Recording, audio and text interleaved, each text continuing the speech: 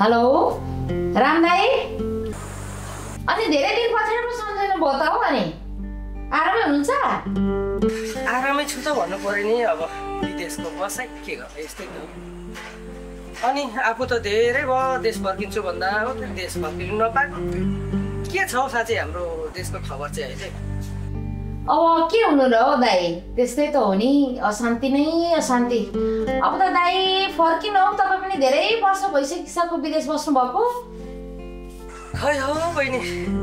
नानीहरूको पढाइले गर्दा खासमा म रोकिएको त्यो सुरजको पढाइ सकेपछि फर्क्यौँ भनेको बाध्यता त्यस्तो मेरो आधा उधी जीवन त मैले विदेशमै बिताइसकेँ बाध्यताले गर्दा पढाए जस्तै बनाए हो बहिनी अब नानीहरू पनि ठुलो ठुलो भइसके चिन्दैन पनि भयो त आफ्नो आफन्तहरू चिन्दैन अब बहिनीको छोरी कत्रो भयो के गर्दैछ सुरजसँग चिन्छ कि चिन्दैन साँच्ची बहिनीको छोरी कत्रो भयो अहिले छोरी त दाजु कलेज पढ्दैछ नि अनि साँच्चै छोरालाई हाम्रो सम्बन्धको बारेमा भन्नुभएको छ हो नि बहिनी खासै चिन्जान त गराउनु पर्यो म देश आउनै पाएँ होइन अब यसपालि चाहिँ जसरी पनि आउने मेरो उहिलेदेखिको सोच छ एकचोटि चाहिँ आउने नै भन्ने यसपालि चाहिँ जसरी पनि म नेपाल आउने नै हो त्यसपछि चाहिँ भेटघाट गरेर यसो चिन्जान गराउनुपर्छ हामी त एउटै चुलोको सम्बन्ध भएको मान्छे पो त पढाए जस्तै भयो नि हो चिन्जानै नभएको जस्तो पुहो जस्तो भयो हुन्छ दाइ हुन्छ के गर्नु है प्रविधिले सुविधा त दियो तर सबै सम्बन्धहरू टाढा बनायो नि दाइ हौ त बहिनी धेरै समय चाहिँ कुरा भयो खुसी लाग्यो सम्पर्कमा रहौँ न म नेपाल आएपछि कन्ट्याक्ट गर्छु नि ल बहिनी अब मेरो अहिलेलाई ड्युटी टाइम पनि भयो कि सम्पर्कमा रहनुपर्छ नि ल बहिनी छुटौँ अहिले हुन्छ हुन्छ दाइ हस् हस् हस् हस् हस् हस्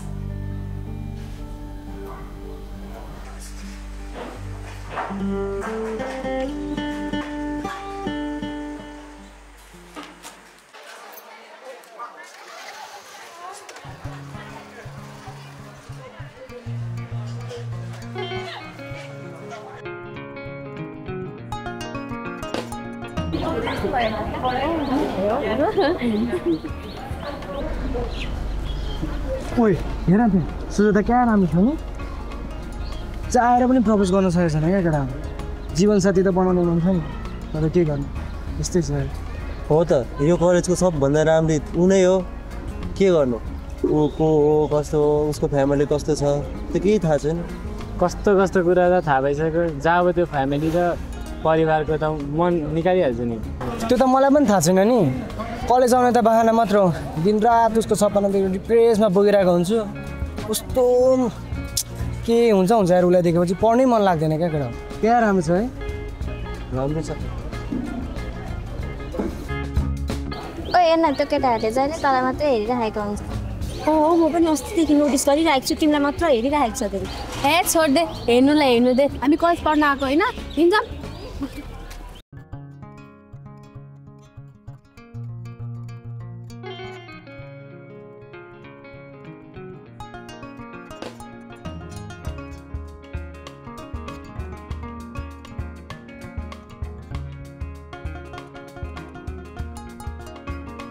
सञ्जित सञ्जित सुनिता तिम्रो त मलाई आज धेरै याद आइरहेछ नि अनि तिमीलाई मेरो याद नआएर कसको चाहिँ आउनुपर्ने हो त्यस्तो होइन नि सुनिता सारा संसार एकपट्टि भए पनि म तिमीलाई नै रोज्ने मान्छे हो नि छोरा मान्छेहरू सुरुमा यस्तै भन्छ त्यस्तो होइन हौ trust me okay by love you ओइ सुरज भित्र आइज न किन बाहिर बस्यो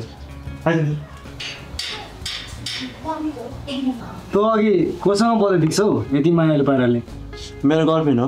कति नम्बरमा पर्छ तेरो गर्लफ्रेन्ड 5 नम्बरमा आउने रहेछ मोज छ है के मोज भन्नु गर्लफ्रेन्डले यहाँ दुःख दिएर यहाँ मान्छेलाई साला साँच्चै अनि तेरो चाहिँ के हुँदैछ नि प्रपोज हानिस् छैन नि हो उसको छेउमा जाँदा त क्या मुटु टक टक टक हुँदैछ क्या तँ त यस्तो चक्लेट छस् तँ त कतिजनाले मन पराउँछ होला नि मेरो जस्तो अनुहार तेरो जस्तो दम भएको भए त हुन्थ्यो होला नि प्रपोज गर न तँलाई अन द स्पोट एक्सेप्ट गरिहाल्छ नि बरु गरेन भने मलाई भन् म गरिदिन्छु मलाई त डर कहाँबाट आउँछ यार मेरो त निधि हराम भइसक्यो त्यसो भए म गएर भनिदिउँ त खै सिकाइँदैन होला यार सिकाएन भने त मेरो कलेज जाने बाटै बन्द हुन्छ नि खै यो त तेरो हातमा छ नि यार खै अब चाहिँ यहाँ गरेर प्रपोज चाहिँ गर्ने पर्ला तैँले चाहिँ साथ दे यो त मेरो जीवनको ठुलो परीक्षा हो नि भइहाल्छ नि साथी त्यस्तो चिन्ता नमान न म तेरो यहाँ लभ गुरु छैछु नि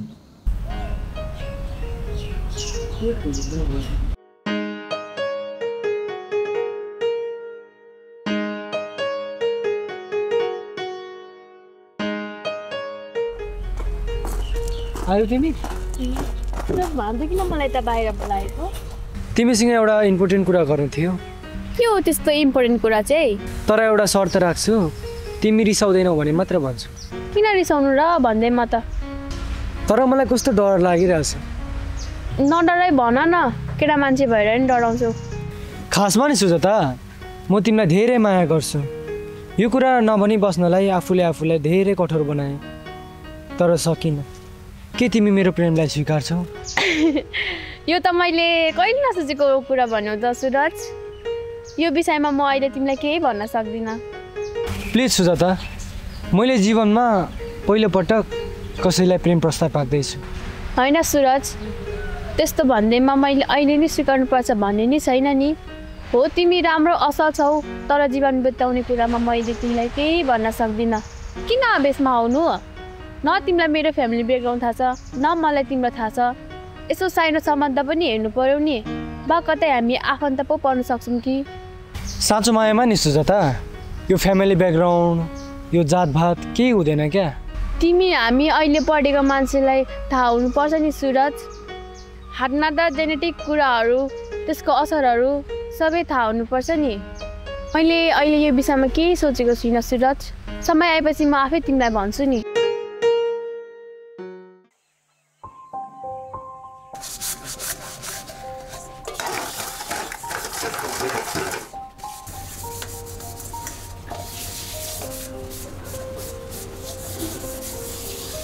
सुजाता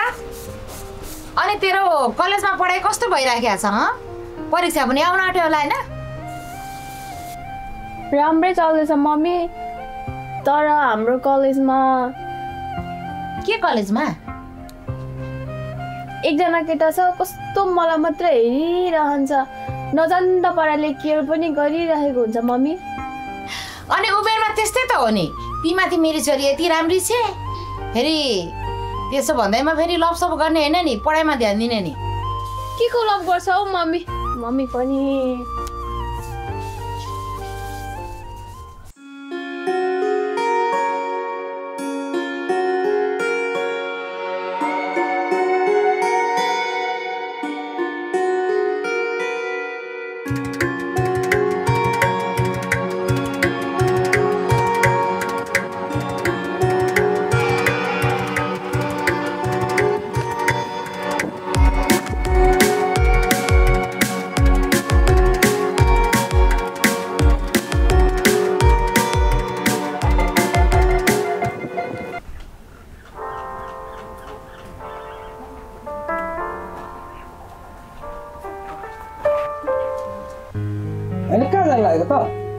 म विदेशबाट आएपछि त एकछिन घर बसेको देख्दैन तपाईँ होइन हौ पापा एकछिन साथीकोमा नि कलेजको नोट छुटिएछ कि त्यही भएर बेलुका त अहिले छिटै घर आउने गर ठुलो भइसकिस् जहिले कुदेर मात्रै हुँदैन है केटा हुन्छ हुन्छ एउटा ए केटा सुन त आज बाहिरतिर नकुद है बाहिरतिर ल आज काम छ मेरो आज बाहिर जानु छ के का जहिले बाहिर बाहिर बाहिर आज घरमा पाहुना आउँदैछ तेरो फुपू र बहिनी कुन चाहिँ फुपू हो यही त छ त गल्ती त मेरै नै हो तिमीहरूलाई उहिले मैले चिनाउनु पर्थ्यो। हेर सम्बन्ध साइनो भनेको चिनेन भने नि ऊ त्यहाँ बलेसीमै छ भने नि को हुन्छ केटा। यो अहिले आउने फुपू भनेको नि अब आउँदैछ नि त्यो फुपू भनेको चाहिँ पहिला उसको बाजे बोजू र मेरो बाजे बोजू एउटै हो, एउटै चुलाको हो, पछि मात्रै छुटेको आफ्नै आफन्त हो क्या। बुझिस्, चिन्नुपर्छ जान्नुपर्छ आफ्नो आफन्तमा है, काहीँ नकुता आज। ठिकै छ नि त, अब कहिले हाम्रो घरमा पाहुना आउँदैन थियो, आज आउन आँटेको छ। रमाइलो हुन्छ आफ्नो आफन्त तेली बेकी घरमा आउँदा राम्रै हुन्छ नि। दाजु आयु लामो छ तिमीहरूको, आयु लामो छ। ए भान्जी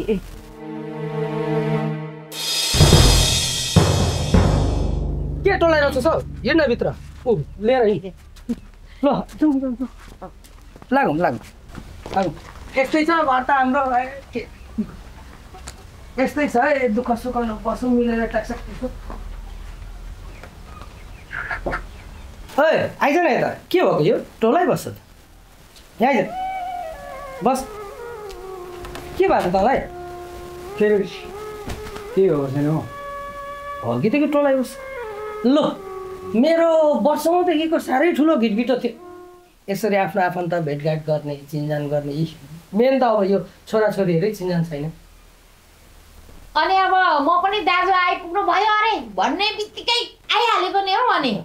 हो नि हो, नभेटेको पनि थुप्रै भइसक्यो। ठिक छ दाजु विदेशको विदेश के गर्नु अनि। हो नि हो, साह्रो लामो बसाइ भयो यही छोराको लागि भनेर नि। ओइ यता फुपू नमस्ते गरे खोइ। यता बहिनी चिन्जान त थियो होला तिमीहरूको कि थिएन? ए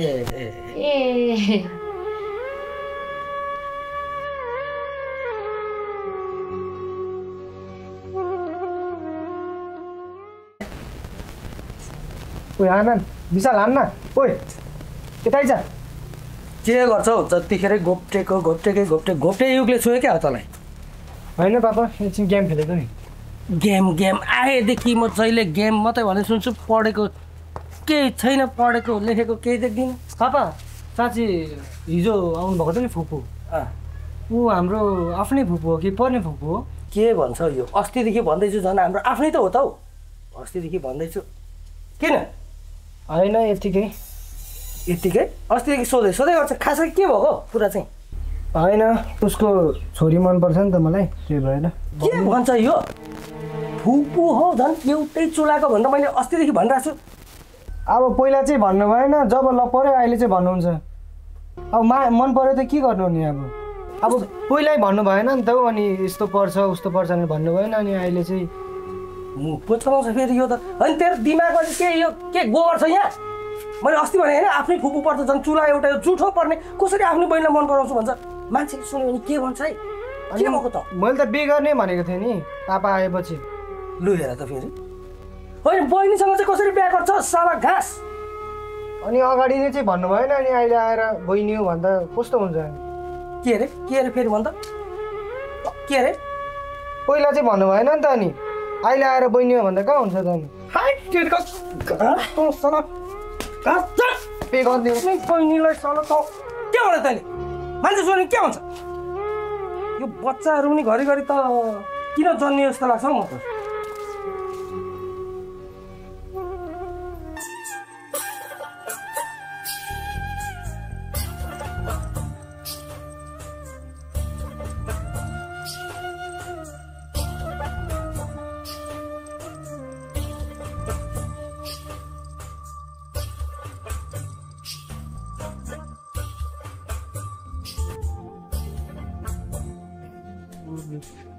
बहिनीसँग चाहिँ तेरो दिमागमा के यो के गोबर छ यहाँ? होइन बहिनीसँग चाहिँ कसरी बिहा गर्छ? तेरो दिमागमा के यो के गोबर छ यहाँ? होइन बहिनीसँग चाहिँ कसरी बिहा गर्छ? तेरो दिमागमा के यो के गोबर छ यहाँ? होइन बहिनीसँग चाहिँ कसरी बिहा गर्छ? तेरो दिमागमा के यो के गोबर छ यहाँ?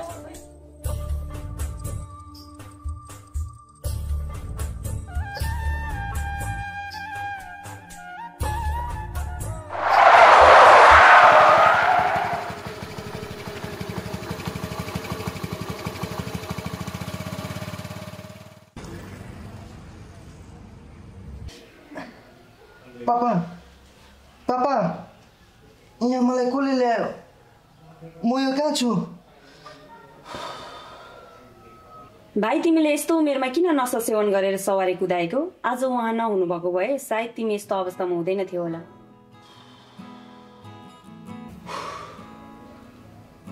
धन्य प्रभु यो बाबुको होस आयो धेरै ठुलो चिन्तामा परेको थियो म त को बाबु तिम्रो घर कहाँ हो मेरो घर चाहिँ पत्री हो मेरो बुवाको नाम राम हो बोलाइदिनु न आतिनु पर्दैन हामीले खबर गरिसकेका छौँ सायद उहाँ आउँदै हुनुहुन्छ होला तर तिमीलाई नयाँ जीवन दिनुहुने साक्षात् ईश्वर चाहिँ उहाँ नै हुनुहुन्छ तिमीलाई दुर्घटनामा गहिरो चोट लागेर रगत धेरै बग्यो रगतको कमी भयो अनि उहाँले नै रगत दिएर तिमीलाई नयाँ जीवन दिनुभयो धन्न दुर्घटना भएको ठाउँमा सही समयमा उहाँ पुग्नुभयो को तपाईँ तपाईँलाई त मैले कहिले देखेको थिइनँ त के को लागि गर्नुभयो यो सब भाइ म जिउँदो प्रभु यीशु ख्रीष्टमा विश्वास गर्ने एउटा सेवक हो मानिसको पुत्र चाहिँ यो संसारमा सेवा लिन मात्रै होइन तर सेवा दिन पनि आउनुभयो मैले त्यही शिक्षालाई अनुसरण गरेर एउटा सानो आफ्नो कर्तव्यलाई